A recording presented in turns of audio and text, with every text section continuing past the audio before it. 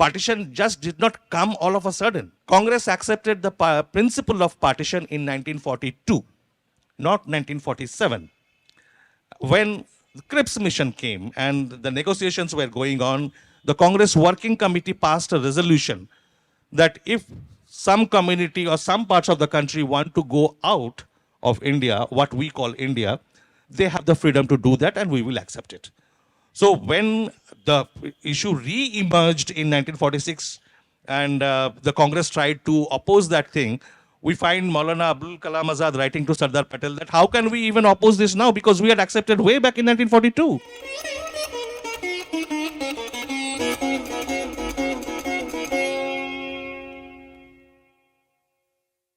Thank you so much once again to the organizers. It's a lovely afternoon and is getting lovelier by the minute. With me is, I call him Chandrachud Da, but he's a very dear friend, and I think his work ethic and his productivity just makes me envious. More than what makes me envious is the thoroughness with which he goes about writing. Not just about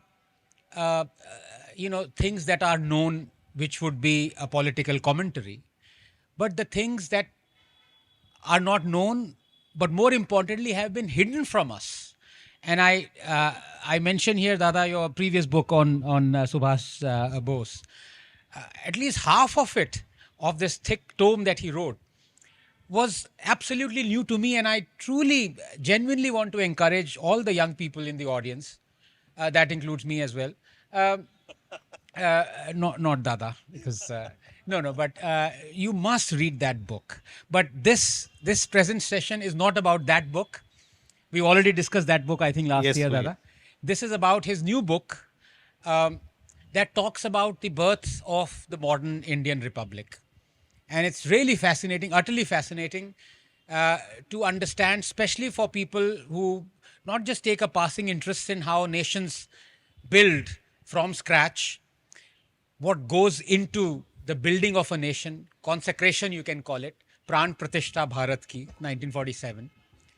But there's so many questions that are just thrown up by just that book. So let me begin by the first one. Now, Dada, in the last 70, 80 odd years, there have been a host of new nations that have been born. There have been a host of dictators, Mao, Stalin, Castro, Nehru. Sorry, did that just pass by, or did you take a couple of seconds to register that?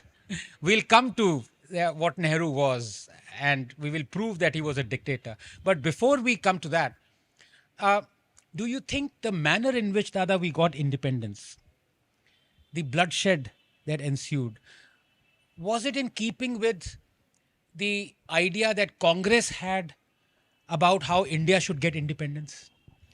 Well, that's a very complex question and not easy to answer, but the main contours are very, very clear. There should not be any doubt. We have enough information on that. But before I go into that, I have to formally thank the organizers for getting me here for the second time. And I can't say how happy I am that Anand here is on the stage with me. I insisted, I told Siddharth that I want Anand, and he got him. Anand agreed. So thank you very much, Anand, for that. And no praise is enough. I mean, and I will do less talking. I mean, if you don't mind, people love to listen to him more than they ever will for me. So my wife disagrees, but anyway. Oh, that's the story everywhere. Now, coming to that point, Anand, I mean, what we often forget is, or what we are not told, what we are not taught, is that when we got independence, the mode by which we got independence, where Congress was instrumental in the transfer of power in the negotiations, that process was completely opposite to what Congress had been preaching for the previous 20, 30 years. So what are those? I mean, when I say those, these are things which are right in front of our eyes, but we don't see them. So when we talk about these things, what are the factors? First is Purna Swaraj, complete independence, the resolution that was passed in Lahore in 1929. And that was, I mean, we are, again, that is another historical misconception that we are told that that was the first time Congress passed the Purna Swaraj as the objective of the Congress, which is not true. The first time the Purna Swaraj resolution was passed was 2 years before that in Madras Congress in 1927. And the person who pushed for that resolution was Jawaharlal Nehru. And when Jawaharlal Nehru did that, Gandhi ji was very, very mad with him. He said, "How dare you do something like that? This is utterly silly. India is not prepared for freedom. India is not ready for freedom. And it is insane to even talk about complete independence at this time." And that annoyed Nehru a lot. So Nehru entered into a big, bitter debate with Gandhi. And that went really, really bitter. But as it happened, and as it will keep happening over the next their lifetimes, that Nehru will, on the basis of principles and ideals, will always differ with Gandhi, always on all key matters. But when it comes to taking a decision, to putting the vote somewhere, he will always abide by Gandhi's wish. So he never agreed with Gandhi on the major principles, but he always voted in line with what Gandhi wanted. Like, for example, when Patel easily won hands down the race for the prime ministership, Absolutely. Nehru agreed with Mahatma Gandhi. Absolutely. And the principle of democracy did not bother him at that time. And so that was the first thing that that the Congress took a 180-degree turn. Complete independence was the goal, but what did we settle for? We settled for dominion status. Dominion status was completely rejected by Congress in 1929, and that is why the resolution was passed that we reject dominion status, we want complete independence. Dada, can you please explain to many of the youngsters what does actually dominion mean? Okay, dominion status is ठीक है देखने के लिए you are free, आप अपना थोड़ा municipality चला लो, central government में थोड़े बहुत आपके नेता लोग होंगे, the provinces will be run by your party or your people, but the final say on the crucial matters, something like defense, economic policy, or foreign policy, we will have, which is the British Raj. They will Like have the a big Delhi amount of state say. government, basically. Kind of. And the king or the queen will be the figurative head of India. So that is dominion status. So when India got dominion status in 1947, we had to take the king emperor's permission that so and so Jawaharlal Nehru had to write a letter to His Excellency, Your Majesty, that I am I'm appointing this person as a minister, this person is being appointed as the Governor General. So, and then the King Emperor would write back, give his approval, and then he would be appointed. So this itself, friends, is unbelievably shocking. That what we have learned, Dada, in our textbook so far is India got independence No, in absolutely 1947. not. Absolutely not. That was not independence. Here, the Prime Minister of India is asking for permission of the King, addressing him as Your Majesty. Yes. That these are the people I would like to appoint with your permission. Right. Crazy. And the second matter that the Congress, which vehemently opposed, was staying in the zone of influence of the British Empire. They wanted, the Congress wanted a separate, unique entity. They wanted their own identity, to build their own identity. But what happens in 1947? Pandit Nehru goes to London, chats up with the British Prime Minister and the royal family, and signs an agreement, and comes back and tells the Constituent Assembly that I have signed an agreement. Please now ratify this agreement. What is this agreement? This agreement was India joining the British Commonwealth. And to make it more palatable, digestible, the British government, the British Prime Minister, Clement Attlee, removed the word British. So it just became the Commonwealth of Nations. It was always the British Commonwealth, and it is still the British Commonwealth, of which we are still a member. Of course, the nature has changed, qualitatively it has changed a lot over the last 60, 70 years. But at that time, it was firmly the British Commonwealth of Nations, and India, under the Congress, under Pandit Nehru, who had vehemently opposed the idea of being associated or being under the zone of influence of the British Empire, meekly went and signed that agreement. So that was the second about turn. And the third about turn was accepting partition. Congress leaders had always been very, very vocal against partition of India. But what we again don't accept, what we don't realize, or what we are not taught in our schools and colleges and their texts, is that partition, the principle of partition of the country, was not accepted in 1947. Partition just did not come all of a sudden. Congress had accepted, and listen to this carefully, you should go back and check this out. I'm sure a lot of history students here, political science students are here. Congress accepted the principle of partition in 1942, not 1947. When the Cripps mission came and the negotiations were going on, the Congress Working Committee passed a resolution that if some community or some parts of the country want to go out of India, what we call India, they have the freedom to do that and we will accept it. So when the issue re-emerged in 1946 and the Congress tried to oppose that thing, we find Maulana Abdul Kalam Azad writing to Sardar Patel that how can we even oppose this now, because we had accepted way back in 1942. So don't go by the popular narrative. I mean, the popular narrative means there are the narrative, I call it a fantasy. It was a myth which was built and created way back in 1947 itself. And it has two main pillars. These two main pillars is that the Gandhian non-violent movement gave us freedom, and India is a democracy because of Pandit Nehru.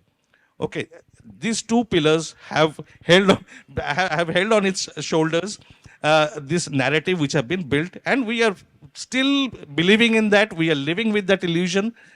But the other main thing, Anand, which rankles your heart, actually, when you look at it and you feel the pain, is there was a movement. Nobody in India, all the freedom fighters I'm talking about, they did not want a negotiated, compromised independence. They wanted to snatch independence. Independence is not given, it is taken. Freedom is not given, it is taken. I mean, which was famously said by Subhash Bose. So, and he acted according to his principles. He wanted to take freedom away, snatch freedom away from the British Raj. Unfortunately, he could not reach India to do that. His army did, and because of his army, there was such a violent upheaval across the country, which was autonomous, which was not started by the Congress, much as the Congress would like to take the credit for it. The British Raj realized that their time was over. They could not trust the Indian soldiers anymore, and the Indian soldiers were the pillars of their empire. And when you take the Indian soldiers out of the equation, their empire crumbles. So that is what happened. And there was a revolutionary fervor. The country was up in arms for freedom. And that is when Gandhiji, Pandit Nehru, unfortunately Sardar Patel, and all the top Congress leaders, the Gandhian clique, the Gandhian High Command, they turned around and told these revolutionaries, the mutineers in the Royal Indian Navy, Royal Indian Air Force, that please keep quiet. Don't create trouble. We are negotiating. Freedom will come. We will take it. Don't create trouble for us. Can you even imagine that the country is up in arms? It has risen. It wants to take freedom away. And the leaders of the so-called freedom movement are telling them, no, quiet, shut up, sit down, don't create trouble. We want to talk. We will go inside the chamber, negotiate our freedom. So the whole process was transferred from the streets to some palace intrigue. And what was happening, the negotiations that was happening in Shimla between Pandit Nehru and Pandit Mountbatten was not even, the country was not privy to it. They would talk, they would chat up, a message would be passed across to Sardar Patel, some bits of it, he would give his opinion. So it was actually a palace intrigue, nothing more than that. The announcements on June 2nd, 1947 came as a surprise to everybody. Nobody was informed prior. Nobody knew what negotiation was going on, how the country was going to be partitioned, on what basis did they agree, why such a hurry. So all these things Is it are true murky that the things. partition was, brought forward a year? the whole process was brought forward by a year. Because unnerved by the revolutions generated by the INA trials, Attlee decided that by June 1948 the British would leave India. But when Mountbatten came, he saw the situation was so volatile, he just wanted to leave. So he comes in February 1947, and within a few weeks, he announces that we are going to leave by August this year. Pandit Pandit Mountbatten. Mountbatten. And I hope he's not going to say Panditayin Edwina, but please do. no, Panditayin was behind the scenes negotiator. She was the influencer. She was not the negotiator, she was the influencer. And 15th August, we got our so-called freedom. And why 15th August? What is so great about 15th August in the annals of Indian history? Anybody, why is 15th August important for us as a nation? No, not really the INA trials. 15th August is very important in Indian history. It is not, because 15th August has no relevance in Indian history. 15th August is the day when Mountbatten received the Japanese surrender. He wanted to celebrate that day. And that's why he negotiated that day as our Independence Day. And we meekly surrendered there too. So the Dada is he's like Yogi's bulldozer. He's demolishing all these things one by one. So point number one, we never got independence. We got a dominion status in 1947. Point number two, the partition was proposed by Congress way back in 1942. Not in 1947, as it is told, it was thrust upon us and we grudgingly agreed to it. And point number three, that is shockingly revealed in this book also, is the fact that on 15th August 1947, Mountbatten told Nehru, please don't lower the Union Jack. And Nehru said yes. So on the day you are celebrating the birth of a new nation, the empire, the flag representing the empire was not lowered, and INA protested and they were barred from entering the Red Fort. Dada, what's going on here? Is that fascism, or is what we're seeing today is fascism? we can't call that fascism, because we have been conditioned to not look at it as fascism. Generation after generation, the way education system has been designed, the way the curriculum has been designed. And I always give this example of this very nice debate which Vikram Sampath had with Rajdeep Sardesai and Shashi Tharoor. And where... Who, sorry? Vikram with who? Not with Rajdeep, but with Shashi Tharoor actually. And in that debate, Shashi Tharoor made an admission which is very unlikely, very unbecoming of a congressman. And he admitted that history writing in Free India, in modern India, was a project. It was a project to paper over all the differences, to pretend that they did not exist, so that they don't revive all the old wounds. So rather than addressing the wounds, rather than healing the wounds, just imagine you have got a deep cut. You don't want to put medicine there. You don't want to heal it. You just want to just cover it up and pretend that the wound is not there. What do you think will happen? And that is exactly what has happened in the last 75 years. We pretended that the wounds did not exist, and they have just gone worse. And there's a gangrene now. And handling that now is 10 times more difficult than it was at that time. But coming to your question, Anand, is not only the INA soldiers were beaten up and tortured and they got into a fist fight with the British police and military and everyone. Something more incredibly, I don't know what to call it, whether to call it funny or whether to call it disastrous or just ridiculous. One thing which we don't talk about in our modern history is the topic of collaborators. The British Empire could exist for a couple of centuries here because a lot of elite amongst our society were collaborating with them. They were drawing the benefits and they were providing the support. And after the white sahibs left, these collaborators became the brown sahibs. And we see a lot of that has turned hereditary, and we see a lot of very, very important faces now also. I mean, you can't, obviously, for reasons of courtesy and decency, you can go and challenge and say those things on their face, but they are still very much there in the echelons of power. Now, the British were very intelligent people. They realized two things about documents, about archival documents. One, there were a whole lot of tons of documents relating to the princes and very dark documents, which they very clearly said, under no circumstances are we going to hand over these documents to you. So when the interim government under Pandit Nehru took charge, Pandit Nehru became the prime minister, so-called prime minister, these documents were shifted from Delhi to South India so that the government can't access them. And when the British left, they took them away to the British Museum. So they have been kept. But what happened to the local collaborators? What happened to their information? Because all those were very codified. One good thing about the British Empire was they were very good documenters. They documented each and every transaction. Whatever the information they received, whatever transaction took place, they documented, they produced records, voluminous records. So they decided that, oh, well, we can't take them to the British Library or the British Museum. We can't leave them here. So what do? Let's burn them. So a lot of thousands of documents relating to the princes were burned in the desert.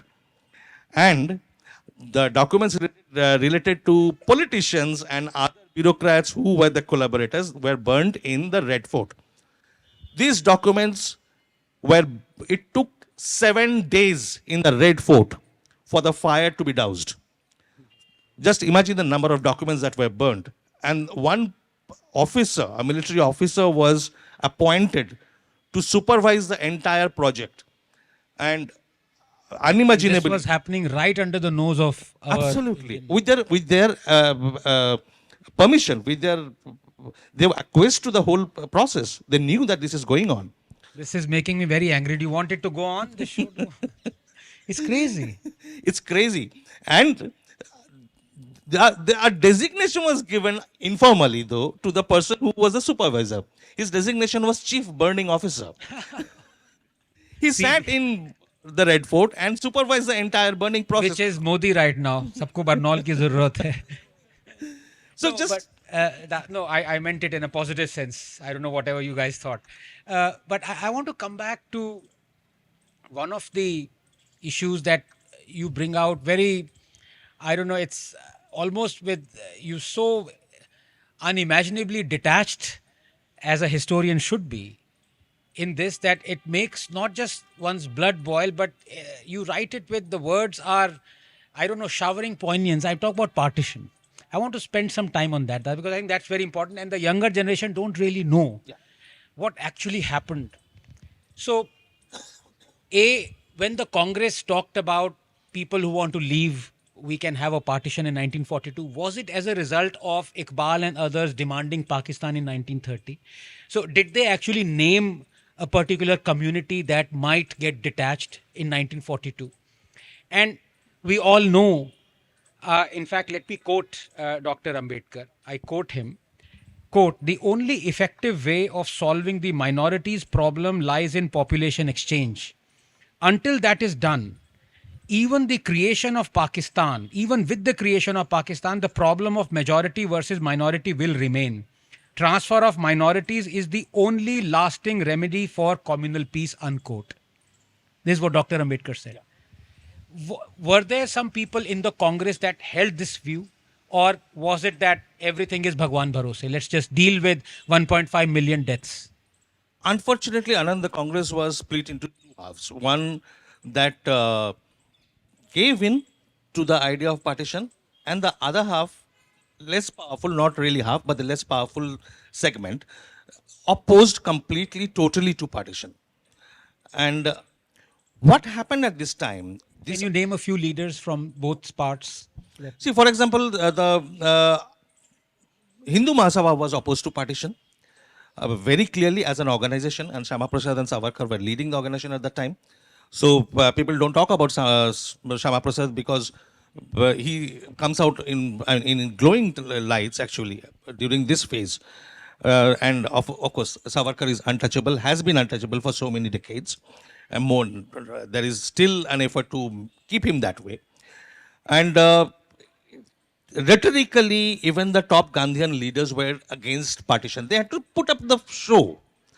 So whatever was going on behind their minds, they accepted, they grabbed the proposal of transfer of power on the ground that India will join the Commonwealth and there will be partition. But they would still go on tom-tomming this thing that no, partition is a bad thing. And I mean, what can we do? But we are forced, we are compelled to accept it, but we don't like the idea. The same people who had passed the resolution way back in 1942. So there is, I mean, the hypocrisy is unimaginable. You can't even digest. I mean, if you really being dispassionate, dispassion, I have to be dispassionate to survive. If I'm passionate while I'm writing this, I would not be able to sleep. Yeah. So, but the thing here, what you are saying is the partition problem when it came up, the one person who stood up first, Ambedkar was a person who had the foresight, who was an amazing thinker. He was not just a polemicist or a campaign manager or just an activist. He was an amazing thinker. He would think and talk. Whatever his politics, I might not agree with his politics, but the caliber as a thinker is unquestionable. So he could see that problem way back, that this problem is going to come up, the transfer of population. Now, when the the partition principle was accepted, the one person who stood up first and said that we cannot accept the idea of population transfer was Mohandas Karamchand Gandhi. Because now, Sorry, Mahatma Gandhi. Officially, and I mean, I hold very strong views on that, which I don't want to. I don't want to put the organizers in trouble for them. My views. Yes, by the way, Supreme Court says you cannot abuse or say anything wrong against Mahatma Gandhi. And for all you know, if I say anything, there might be an FIR before even the session is over. So, so I won't say anything. You can read my body language and my face and my between the lines what I mean. So, yeah, because how can there be population transfer? Because we have accepted partition, but people should learn to live together. Now that is so unreasonable, unrealistic, so absurd, it beggars description. Now, partition is being accepted. The leaders are being forced to accept partition because two communities are not ready to live with each other. And you are saying that the people who are cutting down each other by the millions, once the territories are separated, let them stay together peacefully. How can you imagine that even if the territories are separated, they will live in their territories peacefully? And that is exactly what happened. The entire Congress High Command followed Gandhiji's lead on that there should be no population transfer. Just stay where you are, everything will be okay. Now, the first inkling of this mass transfer of people, not organized but unorganized, was very interesting. Jinnah and the other Muslim League leaders noticed something very interesting, very curious happening in this province of Sindh. There were a lot of Sindhis, Hindus living there. It was they had a sizable proportion there. They noticed that the Sindhis are sending all their money to Bombay. And that went to such an extent that Pakistan government had to ban transfer of money. That the banks banks in Pakistan will not allow transfer of money to India. So, and that's when they got the inkling that these fellows are not going to leave here. Somehow, the first opportunity, they are going to leave. And that the Raja Gopalachari and other leaders went and told them that live here peacefully. They are your brothers. The people who were cutting you down till yesterday are your brothers. And no population transfer. What happens? Within a few months, the India and Pakistan government are compelled to accept limited transfer of population from east to west and west to east Punjab. They still don't, because the number of killings were so unimaginably high that it was not acceptable to the whole world. The whole world was watching what is going on. So to get out of that situation, they had to accept, and already millions of people were coming down in columns, in thousands of miles, walking down with bullock carts, with somehow. You're not even talking about what was happening in the east. Yes, I'm coming to the east because the situation, the story there is lesser known and more horrible, more horrific. That these people are already coming down, streaming down, and people from East Punjab equally are going back. So what do you do? Rather than let it happen, they late in the day, almost at the 11th hour, they realized that let's regulate, let's control it. So that's when they accepted the principle of transfer of population, regulated transfer of population. And that thing, while it was going on the west, which is the Punjab, East and West Punjab, they never accepted, the Congress never accepted that principle in the east, where the partition of Bengal had happened. And similarly, millions of people were being butchered. They were forced to flee their ancestral properties and come to the West Bengal and live there in horrible conditions, horrific conditions. Those who survived, those few who survived, and even those few who survived numbered, I mean, like in the lakhs. They had nothing. They just were carrying whatever they could, a few clothes, a few utensils, and stranded in the Shiala station, on the streets of Kolkata, Howrah. The bloodshed on the east was more violent and more Bloodshed unique. probably was in the same magnitude. But what happened there after that, Anand, is inexplicable. When the population who had come, the mass exodus that happened from from West Punjab to East Punjab, that is from Pakistan to India, those refugees were settled. They were given land, they were settled in, housing was built, they were given agricultural land, they were given subsidies, and all those things were given. And they were recognized, acknowledged as refugees. In the east, where millions were forced to flee from East Pakistan, which is now Bangladesh, and they came over to West Bengal, the government did not even have the number of people who had arrived. And this was a question asked in the Central Assembly. I'm not guessing, I'm not just, I've quoted in the book from a question raised by a member of parliament as late as in 1951 or 52. The government did not have the number of people, so that forget, let alone giving them any land subsidy or anything. So that is what the eastern people have suffered. Unfortunately, while the people in the west who had to migrate from Pakistan into India, they remember their suffering, the story has stayed within their family. In the east, somehow it has vanished from the consciousness. And we are seeing, which is not the topic of discussion today, so maybe another day, we are seeing the ramifications in the current politics in the state. And just as an aside, all the Muslims who left India on the Punjab side and went, they occupied the lands and the properties of the Hindus who had left Pakistan and come to India. And those Hindus were given, many of those were given the properties that the Muslims out here had vacated, who'd gone to Pakistan, which seems reasonable. But in 1980s, Rajiv Gandhi gave all those properties that the Hindu refugees had taken over to Waqf, as an aside. So now the Waqf controls the rent on those properties that the poor Hindus You got. need to explain Waqf more. A lot of them don't know. I think everyone knows about Waqf land, Okay.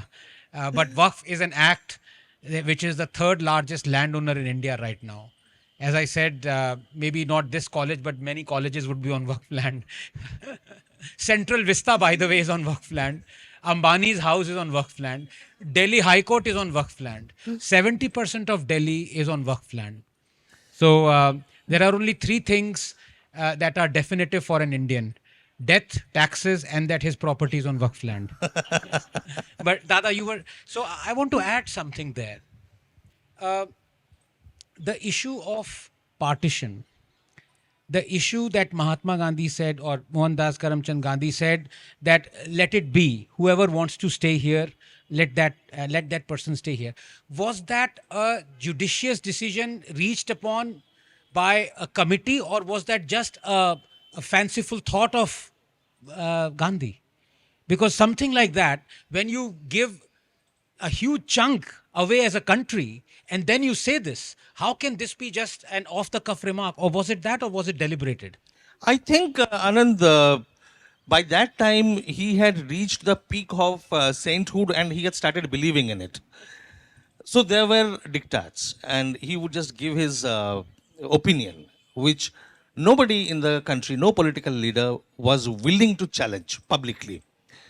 Whatever was the disagreement, as I said, that Pandit Nehru had this habit that he would differ in principle, but when it comes to the time of taking action, he would always do what Gandhiji wanted.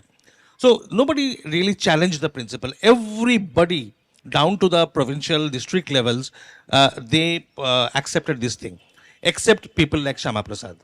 And that is when Shama Prasad stood up and said that, and he drove that movement of partitioning Bengal, because there was this thing of the Muslim League wanted the whole of Bengal, and there was a segment of Muslim League and unfortunately Subhash Bose's elder brother Sharad Bose, they wanted Bengal to become a separate autonomous zone. So something like Republic of Bengal or something like that. And Which it has become now, but anyways. don't start over that. But Shama Prasad saw the dangerous side of it, what it would do to Bengal Hindus, and he put up the idea to Pandit Nehru, Sardar Patel, and for once they saw the logic in what he was saying. And people blame, particularly Bengalis, blame Shama Prasad for dividing Bengal.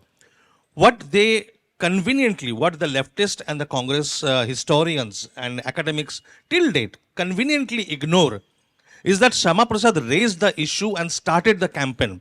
The entire mass on the road, on the streets, that went fighting for him were congressmen. Hindu Mahasabha did not have such a big organization to resist this kind of move from the British or the Muslim League. It was the Congress, Bengal Congress, which stood behind Shama Prasad.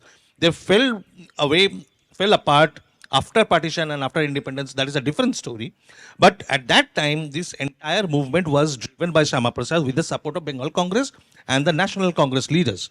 So that saved Bengal. At least we have what we could retain. I mean, what we lost is still irreparable and had no sense at all. But probably that is what the result of compromise is. There's so many questions, and it's a remarkable book. I really encourage you to please read it. If you think that birthing of a nation is easy, then this book is for you. Such a tumultuous era, Dada. It's just mind-numbing. And in that, we haven't even come to the fact that the boundaries were decided by a man who had never visited India before. Absolutely. It's just unbelievable. And we are still fighting over the territories that he gave to Bangladesh, that Bangladesh gave to us, that Pakistan. I mean, Kartarpur, for example, one of the most holiest places for Indians, i.e. Sikhs. On his whims and fancies, he put the border after Kartarpur, so now it's in Pakistan. It's unbelievable how he did. So how did Nehru accept that?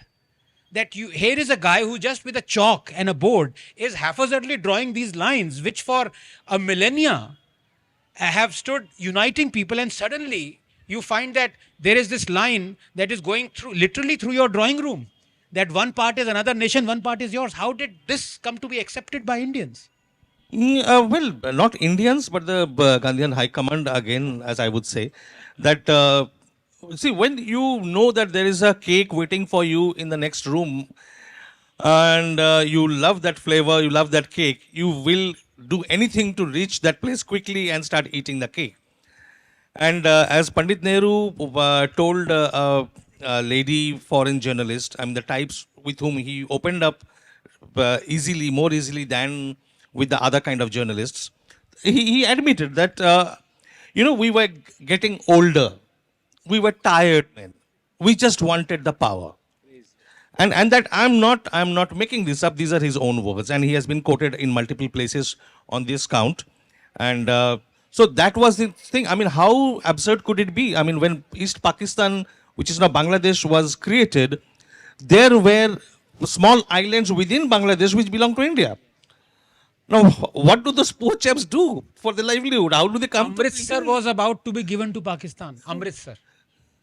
I don't know. So it was such madness, such madness. There was a fight for Calcutta and Dhaka as well, if I'm not Yes, Jinnah wanted Calcutta because Dhaka was not economically so important at that time. Calcutta was the biggest port in India at that time, and which was systematically destroyed thereafter in the decades. And Jinnah wanted it, of course, but Shyama Prasad opposed it successfully. Calcutta remained, thankfully, in India with Bengal.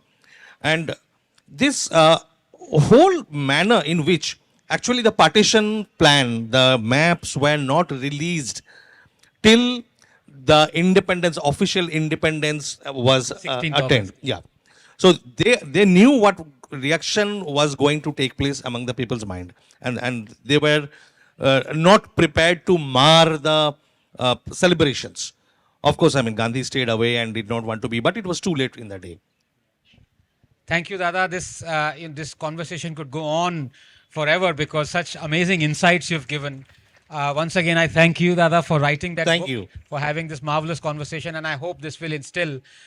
Do we have time for a couple of questions? Yeah, please. So, this is Premansh Sinha. I'm a second year student of political science at Ramjas College, University of Delhi. I have two questions actually. The first one is actually, since there is no one actually here to defend Congress, so I have one for you. You said that in 1942, the Do Indian... you even know what you were doing? Absolutely. I would love to know your response to this. So, you said that in 1942... Is your the name Rahul, by the way? Definitely not. So in 1942, the Indian National Congress actually, you said that accepted the Stafford Cripps proposal, where they proposed that the partition was supposed to happen. But we clearly see that in Congress, the response that Congress gave to them, that they refused the Cripps mission just because they had explicit mentions of the partition of India. And according to several congressmen, including Maulana Abul Kalam Azad, they had to accept the partition in 1946 just because of the direct action day, which was led by Muhammad Ali Jinnah in the east, in the area which is right now East Pakistan and current day West Bengal. And my second question is to Dr. Rangana. What was the question? My question is, you said that Congress had accepted the partition in 1942, but we clearly see that they hadn't. They had rejected the Cripps mission in 1942. That was actually advocating. Okay, I got for- your question. Yeah. I got your question. And the second, Let me see if I can succeed. The answer to your question is that you did not listen to what I said.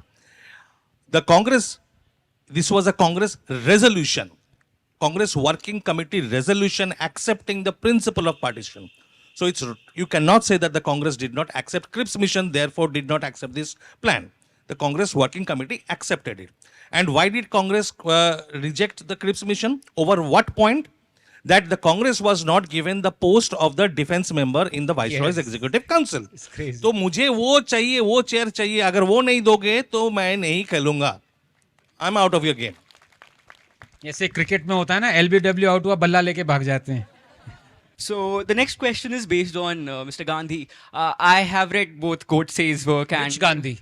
Mr. Mohandas Gandhi. So I have read both Godse's work and Experiments with Truth by Gandhi as well. And there is one question that I'm always unable to answer. Which one is fictional? Whichever anybody would want to believe. So my question, something that I'm always unable to answer.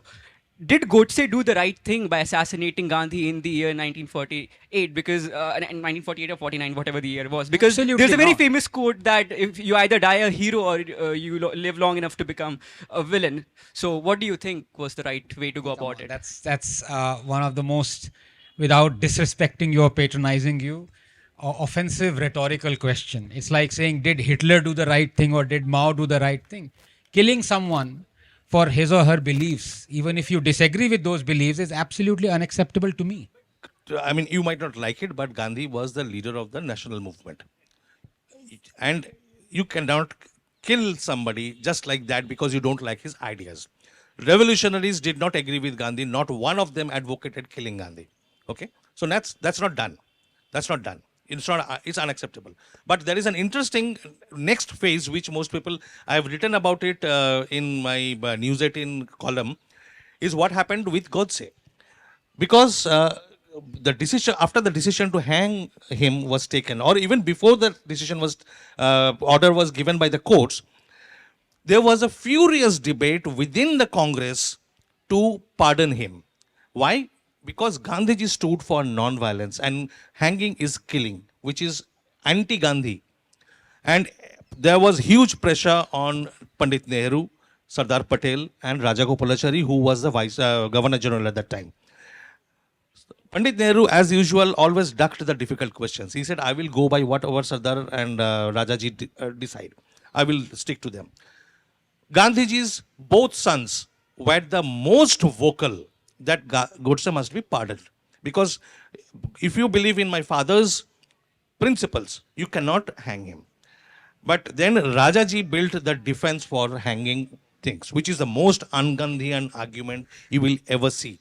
And there lies the lesson, the most glaring lesson, which each place you will see. There are innumerable examples in our history, modern history, that we champion Gandhian values and principles and Gandhian philosophy. There is not a single instance in our country's history where we have followed Gandhi. Because if we had, I don't want to say anymore. No, but just to add to that, you know, when you talk about either rhetorically or cynically that Gandhi stood for non-violence, what I said, in fact, 2 congressmen wanted to file an FIR against me in Guwahati. So if you are listening to this, I am saying it for the 3rd time. Karna hai, file kar do. Gandhi killed his wife. Period. That's true. Okay. The doctors advised immediate administration of penicillin that had saved millions. Gandhi's son went to Calcutta then, got penicillin. Gandhi refused administration of penicillin because he said, no, my prayers when her head is on my lap will work, and not penicillin. Next day, Ba died. And he said, I am the happiest and she would be the happiest. And now we have big medical colleges in the name of Gandhi. Name of all Gandhis, even Sanjay Gandhi. I've heard their sterilization department works very well. That was nasty.